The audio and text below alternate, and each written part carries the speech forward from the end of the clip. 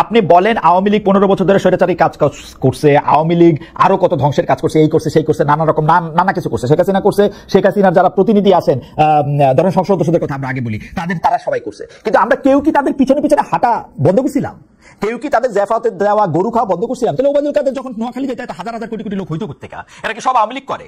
দেখেন, আমি কিন্তু এটা বিশ্বাস করি, বর্তমান রাজনৈতিক বন্দোবস্তে কর্মী আর কর্মচারী তফাৎ খুব একটা নাই। মানে আপনি কর্মচারী, আপনি টাকা নিছেন, আপনি এখন নৌকা নৌকা করবেন, ধান করবেন, পাট করবেন, গাছ করবেন। কিন্তু আপনি যখন কর্মচারী না, আপনি কিসের জন্য সেখানে গেছেন? বিরানির জন্য, নাহলে 100 টাকার আহা খরচের জন্য? এটা করাটা একটা বন্ধ করেন ভাই, এটা করা একটা বন্ধ করেন গো আপা। আমি এই কথাটা কেন বারবার বলতে চাই, এই কথাটা আমি 1 কোটিবার বলতে চাই যে আমরা কিন্তু ক্ষমতায়িত করি আমাদের নেতাগুলির কাছে।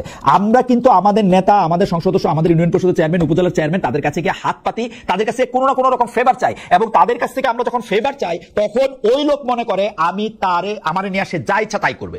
সত্যি কিছু মনে করেন না ভাই? আমি আপা মনে থাকে না এই কিছু এটা মনে করেন না? আমরা যদি ক্ষমতায়িত না করি তাহলে তাদের পক্ষে ক্ষমতায়িত হওয়া সম্ভব না। আর আমরা যদি ক্ষমতায়িত করে থাকতে চাই, তাহলে আপনি যত সুরক্ষাই দেন, আপনি বিশ্বের কার কথা এরকম করবেন? ভ্লাদিমির পুতিনের কথা কই, ভ্লাদিমির পুতিনের ওই যে ঠিক সেই অর্থে তো সংবিধান করা হয় না, কিন্তু যে নিয়মের মধ্যে, পার্টির যে নিয়ম, যে সিস্টেমের মধ্যে থেকে ওদের নাগরিক যে সব সিস্টেমের মধ্যে থাকা উচিত, এর অনেকগুলি ভায়োলেট করেই পুতিন আজকে পুতিন, এবং অনেকগুলি চেঞ্জ করে। যেমন ওর এখানেও তো ছিল 2বারের বেশি হইতে পারবে না, ওইগুলি কাইটা আবার একবার মাঝখান দিয়ে আরেকজনের বানায়া, মাঝখান দিয়ে আবার ওই হইয়া আবার আজীবনের জন্য হয়েছে না। এটা হইতে পারবে কিন্তু যতক্ষণ পর্যন্ত আমি তাদেরকে ক্ষমতায়ন করব, মানে আমি যখন আমার রাজনৈতিক নেতাদের বা নেত্রীদের ক্ষমতায়ন করব, ততদিন পর্যন্ত এটা চলতেই থাকবে।